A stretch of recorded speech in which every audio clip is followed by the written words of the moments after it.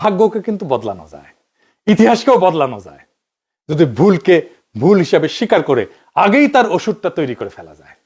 এই দেশের রাষ্ট্রযন্ত্র, এই দেশের প্রশাসন, এই দেশের গোয়েন্দা, এই দেশের মধ্যবিত্ত, এই দেশের সেকুলার কালচারাল এলিট, এই দেশের প্রতিবেশী ভারত, এই দেশের বৈশ্বিক শক্তি, এদের কারো হাতেই কোনো জাদুর কাঠি নাই।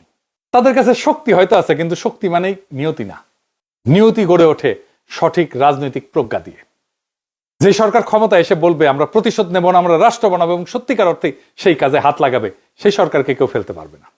যে সরকার বলবে আমরা ইসলাম মানি, আমরা ন্যায়, ইনসাফ, শালীনতা, করুণা, সহনশীলতা, এই চারটা নীতির বাইরে যাব না, সেই সরকারকে তালেবান, উগ্র, ফ্যাসিস্ট কোনো লেভেল কেউ কখনো দিতে পারবে না।